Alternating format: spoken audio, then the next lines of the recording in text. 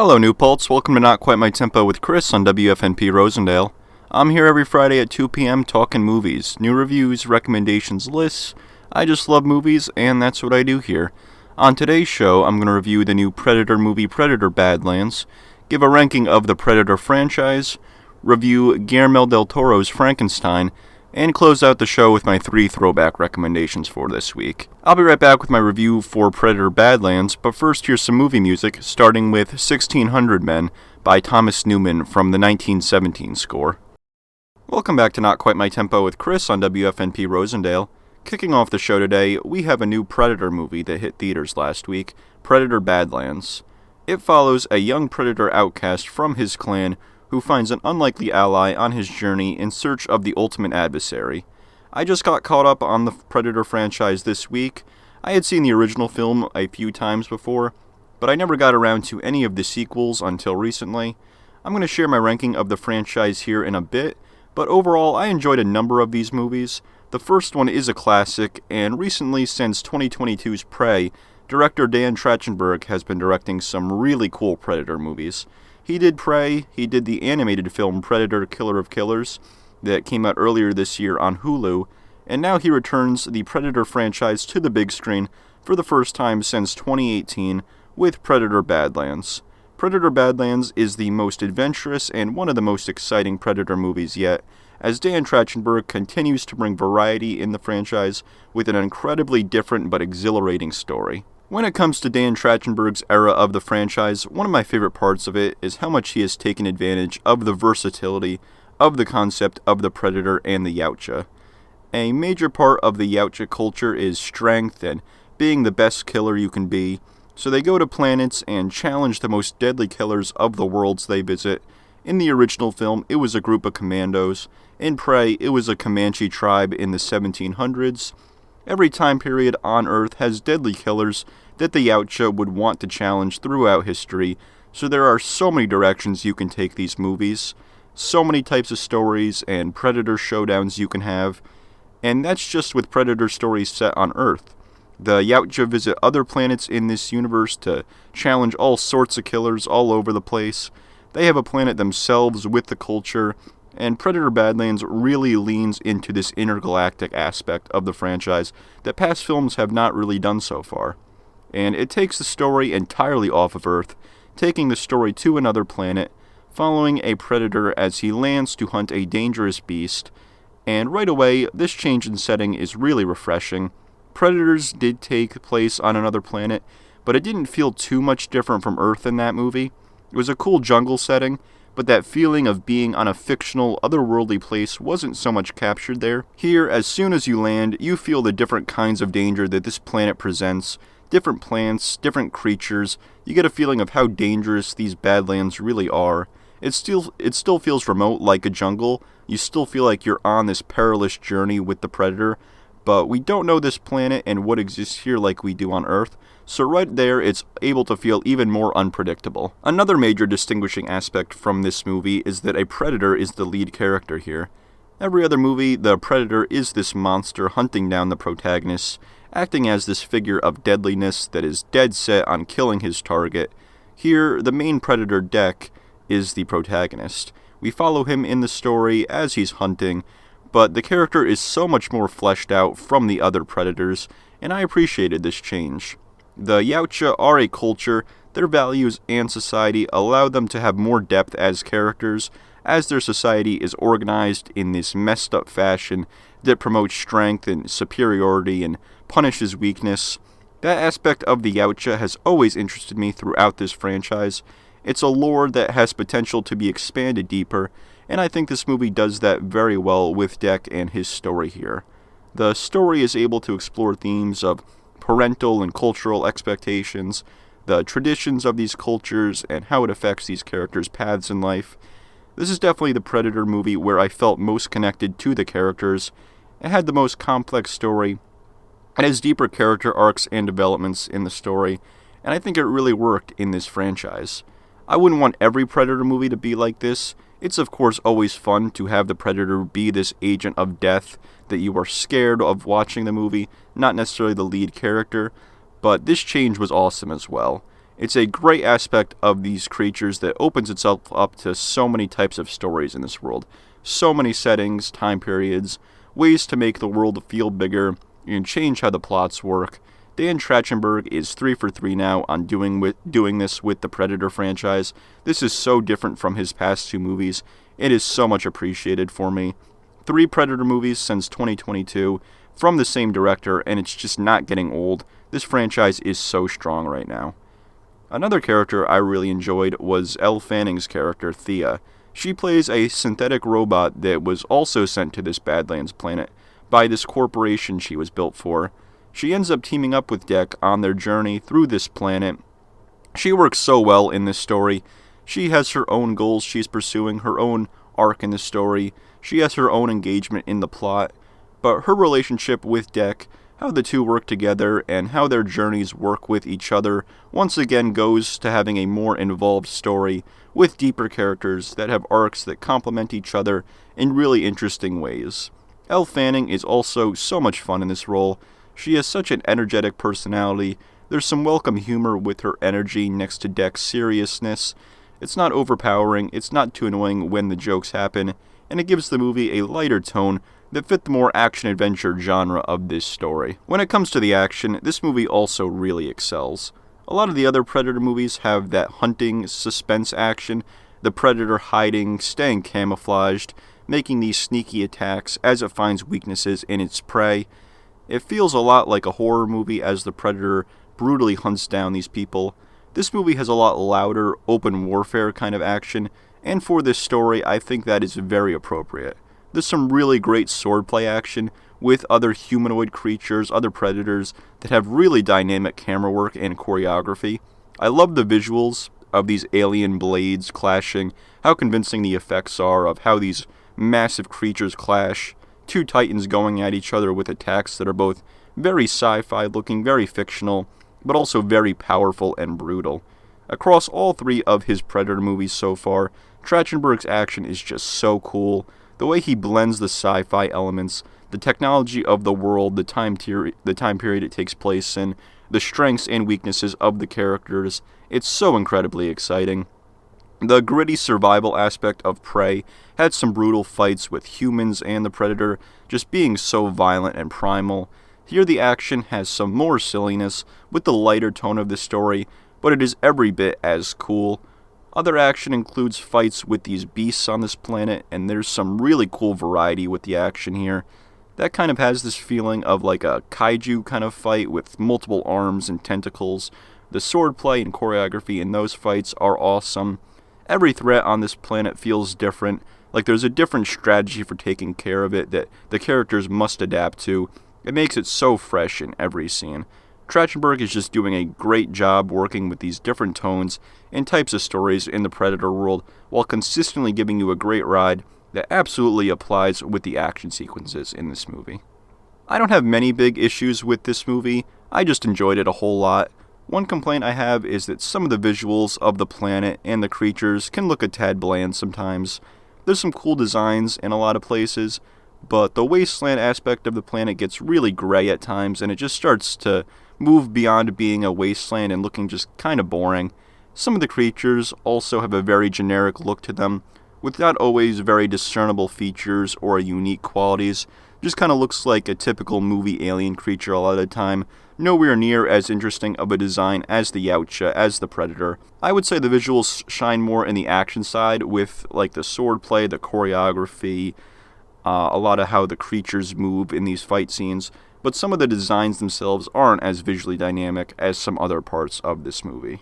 Overall, if you want a fun ride at the movies, go see Predator Badlands. I would say even if you're not necessarily a fan of the other Predator movies, this is the most fun and breezy of the movies, with its PG-13 rating making it more accessible, and also with a lighter tone and characters. There's awesome, varied action, an exciting story with more depth and emotion than this franchise usually has, and characters you can get emotionally invested in with themes of parental, cultural expectations, and finding your own path in life.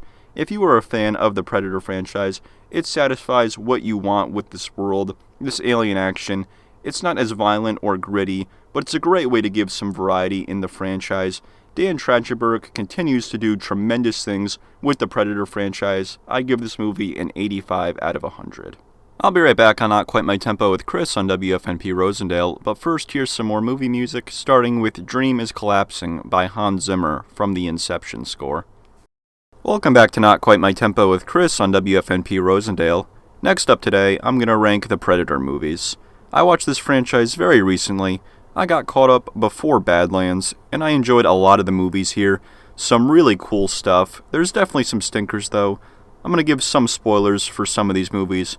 So getting right into it, at number 7, my least favorite Predator movie is Predator 2. This movie surprised me by how much I disliked it. I did not know this movie was set in LA, in this police setting. I'd read that about the movie and I thought it sounded weird for a Predator movie, but I also was interested in how different it was from the jungle in the first movie, and yeah, it didn't work for me. Having the Predator be involved in this police investigation involving these rival drug gangs and this crime wave hitting the city was just so uninteresting to me. I respect that they changed it up from the original setting, but it's just not good. The first movie has that primal, animal quality of being hunted by a dangerous creature in this dense jungle, and you need to use every tool and advantage at your disposal, exploit every disadvantage of your enemy to survive, and it's so raw and thrilling. The LA setting made everything too open here, and was a much less interesting place to have the Predator do his hunting. The story here is so messy, with the Predator's inclusion in this police story feeling so forced. You don't care about this drug war, the police story and dialogue is so cliche and tropey. This whole bureaucratic battle with the police agencies is so dull and eats up so much time. Danny Glover is good here, but is not even close to as engaging of a lead as Arnold Schwarzenegger. The Predator action is very sparse for a lot of the movie, and when it does happen, it's so poorly shot. The scenes are either too dark or rapidly edited. You can't really see what the Predator is doing as clearly as you should. I do kind of like the ending. The showdown is decent, and the other Yautja showing up to give Danny Glover the trophy for winning the battle was pretty cool to see. But overall, a big city like LA did not work as a Predator setting, nor did the blending of a police crime story with the Predator. It's forced, it's messy, and this very much fails to deliver a worthy sequel to the original film. At number 6, I have Shane Black's The Predator from 2018. This movie is just an awful tone for a Predator movie. Way too cartoony, and has too much straight-up comedy. A lot of these movies can get silly. It's of course about an alien being hunting humans, and Arnold has some cheesy lines in the first film, but the humor here with Keegan-Michael Key and that whole crew of crazy soldiers, the really forced callbacks to the original with some awful line deliveries, this movie just got so annoying with trying to have a joke every 2 seconds. It felt so inauthentic, just being loud and wild. Other silly elements in the story, like this kid getting hold of Yautja technology, and that how that progresses the story, was just ridiculous. The government plot in this movie, with them experimenting on predators, was so bland. The characters there are so tied to this trope of shady government officials. The visuals of this movie are awful. The CGI of these predator dogs and how stupid that whole thing was looks so out of place. The action feels lifeless. There's lots of gore, but it all looks too fake and cartoony. There's no grit or weight to it. The final showdown in this jungle has this problem as well. Too many characters are joking around. The direction of the sequence doesn't have enough tension. It just really failed to be thrilling with how artificial it all felt. This whole movie just has the wrong vibe, with the tone, the visuals, the convoluted story. I did like Boyd Holbrook as the lead. Definitely the best character of the movie. He felt like a real person that you'd want as a lead of a Predator movie, not just a joke machine. His character isn't the greatest. His relationship with his son and the attempts at emotion there are underdeveloped and really fail. But Boyd Holbrook plays a soldier so well, with just enough personality. He was also great in Logan the year before this as a villain soldier. Here he gets to be a better guy, but I like him in soldier roles like this. I like his personality. But overall, I like a lot of Shane Black's movies, but this is just a bad Predator movie. And just a bad movie, period. Way too much forced humor, annoying characters, a boring and messy plot, terrible CGI, very little going for this one. At number 5, I have 2010's Predators. We are in the positive territory now for me. I enjoyed this movie. After Predator 2 failed in its LA setting, we get back to the jungle and predators, and that makes things much better. The characters are all dangerous killers on Earth that get dropped on this planet to be hunted by predators, not remembering how they got here. The characters are all pretty bland, but the cast is great, makes the characters a little more memorable. The Predator action is really strong here. You get some awesome human versus Predator action, some Predator versus Predator fights, and it has that jungle brutality from the original film that Predator 2 was certainly missing. Having more Predators here for the first time in the franchise is also really cool. It makes the action sequences even more chaotic and intense, as you now have to deal with multiple of them going around, picking the characters off. It captures the extra volume of Predators really well. You get a little more of the Yautja society developed here, with the conflict between these different groups of predators. I think that felt a little underdeveloped, but it adds a little depth to the world. Some of the CGI and green screen don't hold up here. The dog-like creatures don't look great here, but somehow not as bad as in the 2018 film's Predator dogs. My biggest issues come from some elements of the ending. The twist with Topher Grace's character wasn't a very interesting thing to have in the finale of a Predator movie for me. I didn't need him to be a threat. I was cool with the Predators just being in that role. Didn't feel super necessary. I also think having the ending be so open-ended was unsatisfying. They survived this wave of attacks. Adrian Brody's character arc was resolved, but they're still stuck on this planet with more Predators on the way. I would have liked to see them get off, see the resolution to that. I think that should have been part of the ending. But overall, the jungle setting is back, the Predators and the action are awesome, and the cast is stacked. The visuals aren't great at points. I think the third act had some unnecessary elements, and the ending should have been more definitive, but this is a really decent Predator movie that has a lot of cool stuff in here. I enjoyed it. At number 4, I have Predator, Killer of Killers. This is the animated film that was released on Hulu earlier this year. The idea of this movie is so cool. It follows 3 different time periods on Earth, and one is during like Viking times, one is in Japan, one follows a World War II pilot, and they all have predators hunting them down. It's a great way to build out the world more. The Yautja have been coming to Earth for centuries now, so there's limitless stories to tell there. Every time period, every place had warriors that they would want to challenge, and this movie takes 3 possibilities and gives 3 cool predator showdowns for them. The stories and characters of these different stories aren't the most developed. Each one is only about 25 minutes, but the showdowns with the Predator, as well as some of the other action, is just awesome. The animation wasn't my favorite at first. It looked a little too rubbery for me for a second, but it quickly grew on me. The action and magnetism of these fights are so exciting.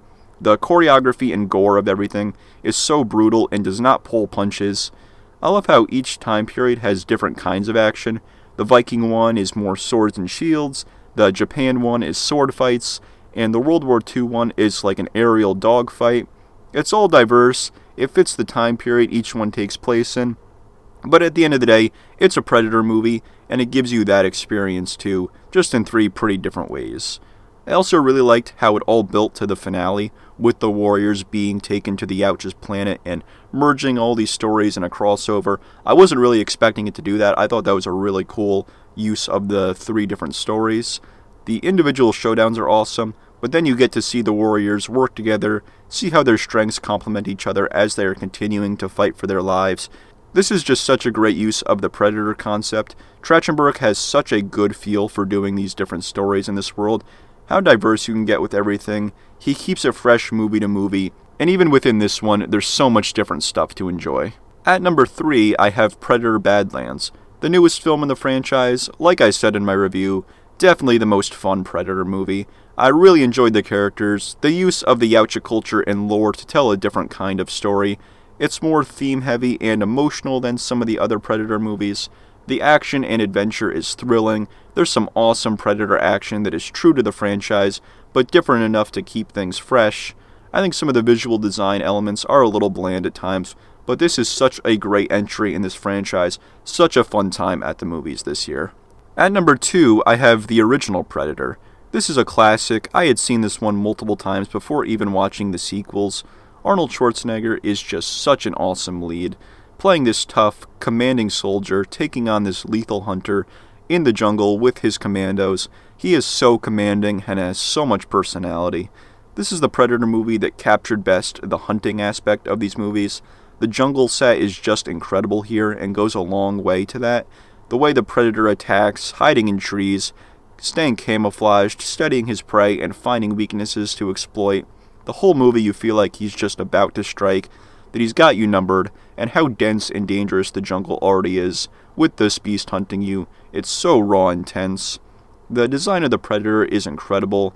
The suit and the creation of his face, the mask, the look of his teeth and fangs. The creature just has so much texture and detail that comes to life so well, and the design is just iconic and so cool. He looks like a beast, but he also looks like a technologically advanced alien hunter. The blend of these two looks is nailed.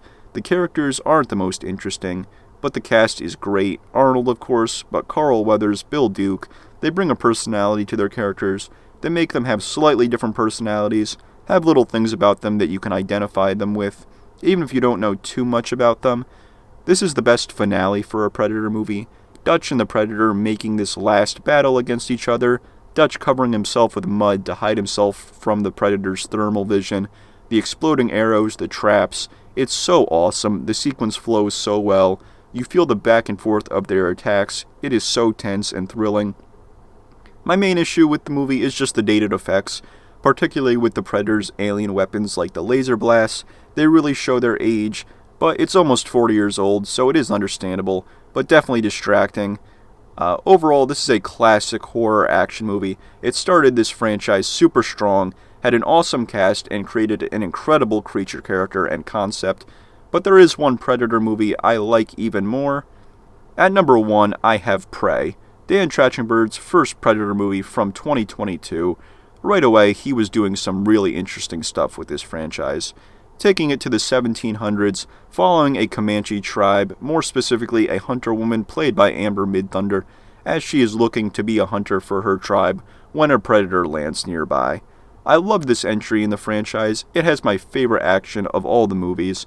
You have great hunting sequences in the woods, capturing the predator's hunting abilities and how this tribe hunts. There's a great use of weapons with bows, blades, the kind of blade on a string the lead Naru uses makes for some awesome dynamic action sequences. The fights with the Predator are brutal, have some hunting elements and kind of combat choreography. The historical elements of this story also lead to some great human fight scenes with these colonizers. The hand-to-hand stuff and brutal violence there is so thrilling. The building out of this tribe, their traditions, how Naru fits into all of this and her struggle with not being taken seriously as a hunter and being driven to prove herself really draws you to the character. Midthunder is great. She shows so much emotion, that drive, her ferocity, but also fear at times, every emotion you would want from the lead of a Predator movie. The cinematography and look of these woods and this village, the costumes and detail of this world, it's such a visually cool and detailed movie. This movie just mixes this time period and setting so well, some historical context of it all, with a compelling lead character, some awesome brutal action, and makes for an awesome Predator movie that is so different from a lot of the other movies. The deeper characters, and I would say even cooler action, pushes this over the original for me. Such a great start to this era of the Predator franchise. I'll be right back on Not Quite My Tempo with Chris on WFNP Rosendale, but first here's some more movie music, starting with Sloth by Howard Shore from the 7 score. Welcome back to Not Quite My Tempo with Chris on WFNP Rosendale. Next up today, Guillermo del Toro's Frankenstein hit Netflix last Friday, with a limited theatrical release as well. Based off the novel by Mary Shelley, Dr. Victor Frankenstein, a brilliant but egotistical scientist, brings a creature to life in a monstrous experiment that ultimately leads to the undoing of both the creator and his tragic creation. It stars Oscar Isaac, Jacob Elordi, Mia Goth, and Christoph Waltz. Frankenstein is a classic story. This trailer and some of the promo shots they put out looked so cool. The cast sounded great. I was definitely looking forward to this one. And Del Toro's Frankenstein is a beautifully made adaptation of the novel, featuring tremendous performances, a tragic story with complex themes, and masterful direction and production design. When it comes to this story, I think the most interesting part has to be the psychologies of Dr. Frankenstein and his creature.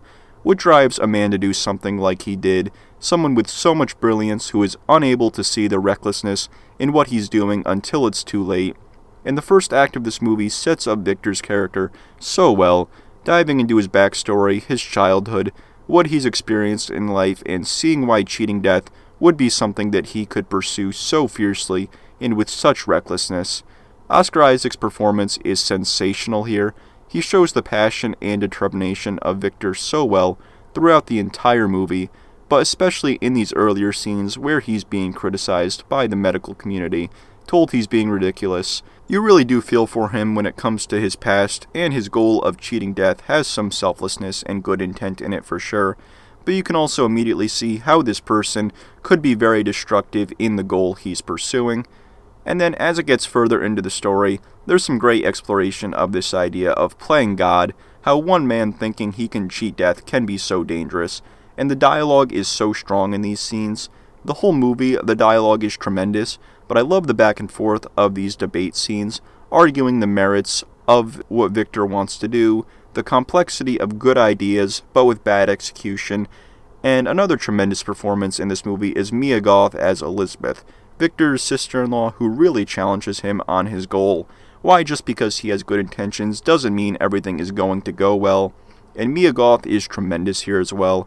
Her intensity in these scenes, her character is an object of kind of Victor's jealousy and desire, but she is also there to call him out in the story and tell him he can't be God. Just a really effective character in the story, and Mia Goth was excellent.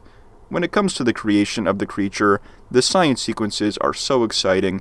You see all that goes into what he's doing, and how unnatural and messed up this all is.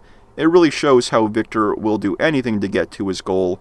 Once the creature comes to life, there you get some more huge themes of this story, the idea of parenting, human connection, the way this creature is born as basically a child that is brand new to the world, and sees Victor as his father.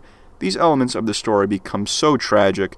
The creature is someone that has no idea how the world works, is trying to understand things, and Victor's cruelty and impatience with him is depicted so effectively. Oscar Isaac brings that anger. He sees the creature as just part of his own experiment, completely disregarding his own responsibility as his creator, as the person that he would naturally look to for guidance and help finding his way in the world. It's so messed up and sad, and you immediately see come to life the way Victor's good intentions were not enough to make this a good idea. He has brought a life into the world and expects him to have it all figured out for the sake of his own goals, and it really powerfully makes you hate Victor, see his ego and single-mindedness come to life in the worst ways possible. These were always qualities he had, but now that he's dealing with this other life that he's created, you see how much it harms the creature, how harmful what he's doing is. And where it goes following much of the creature's journey beyond this point is so powerful as well. His attempts at forming human connections, he just wants to be loved, to have others to love, and not be alone in this world. And there's just some really sad stuff that makes you feel for him. How destructive it all gets, how much this violence could have been avoided if Victor was a better father to him. It really says a lot about the importance of upbringing and experience in shaping a person. You see that with Victor and how his childhood experience put him on this goal to cheat death, and how he will not be talked out of it, and how dangerous of a man that has made him. And now that he is so hyper-focused on that goal that he won't accept responsibility for the life he did create, giving no parenting to his creature, more violence occurs that Victor is very much responsible for.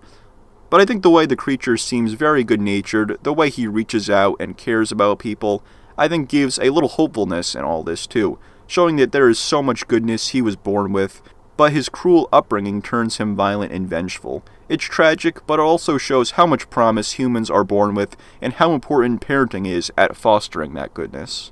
Another performance I must talk about is Jacob Elordi. This was my introduction to him, really. He was in Saltburn a few years ago that I didn't end up seeing. I haven't watched Euphoria, so I've known of him, but hadn't seen anything from him, and man, he is incredible here. Maybe the best performance of the movie. The creature has so much to his character, how he transforms on this story, that Elordi shows so well, brings every area to life perfectly of this character.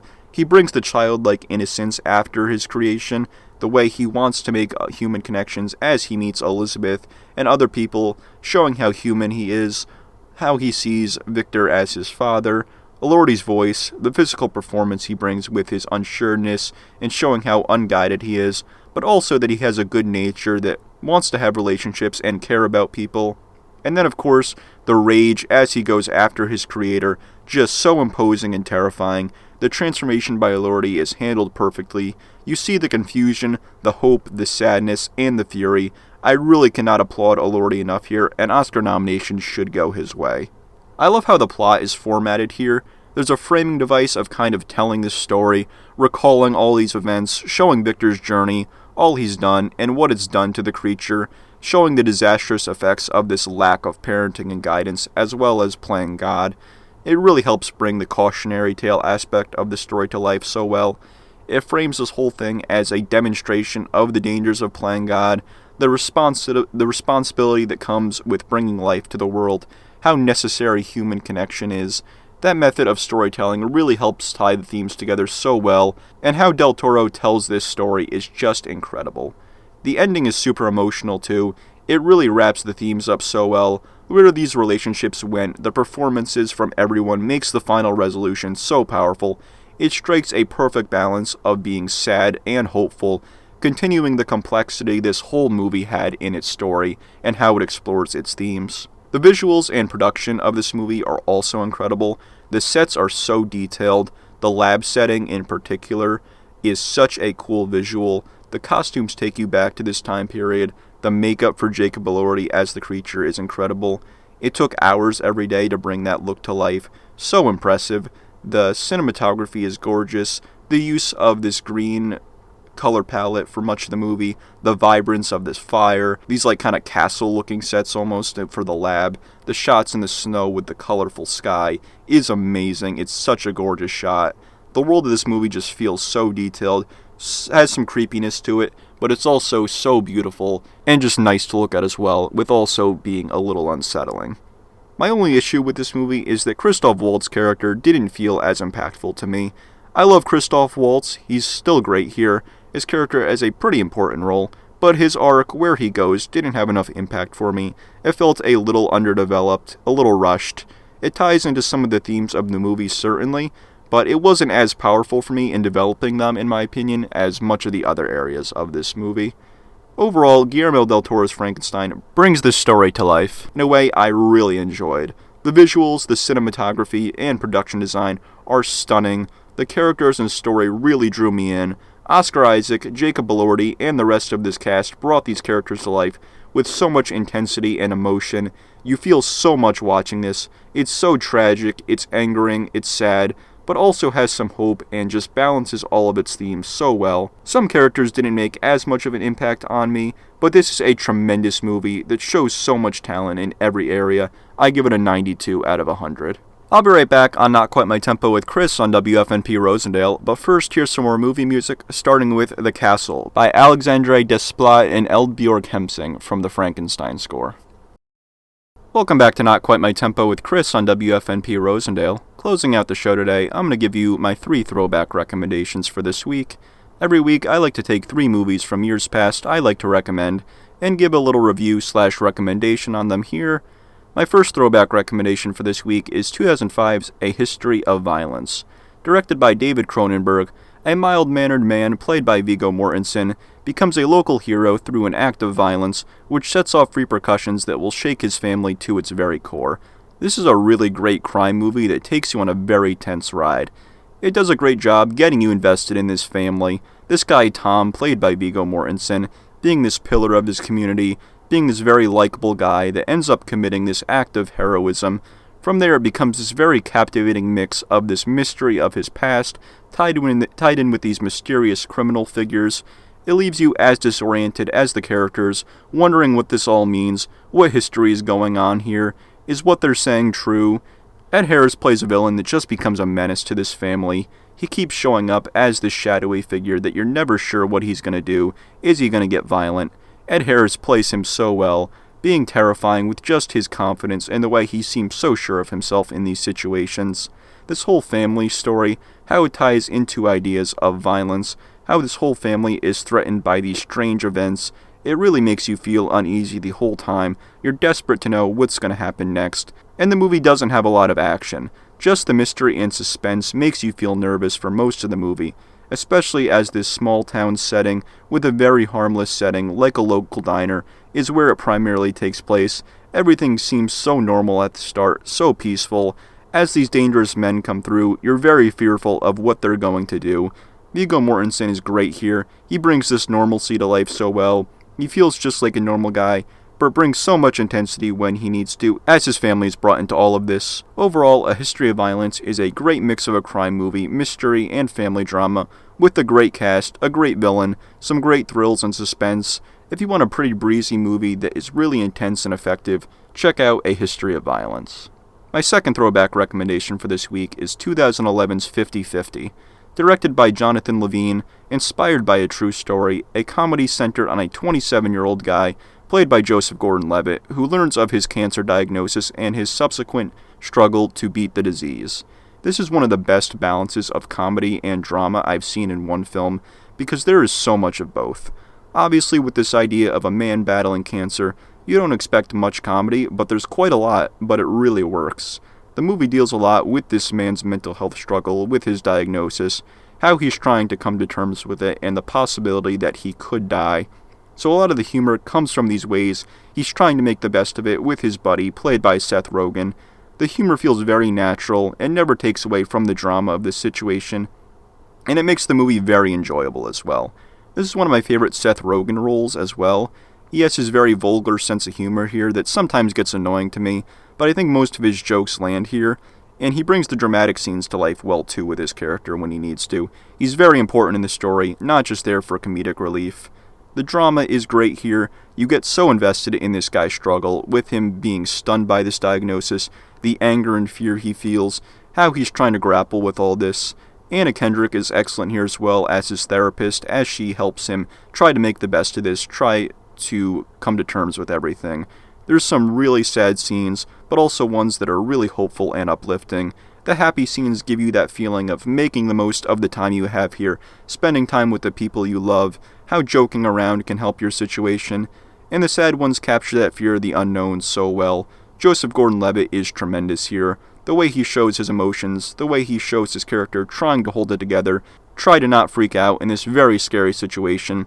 He makes the character so engaging, how this whole thing terrifies him, like he never even thought of this happening to him, and when it does, he feels like his world is falling apart. It's such a compelling journey.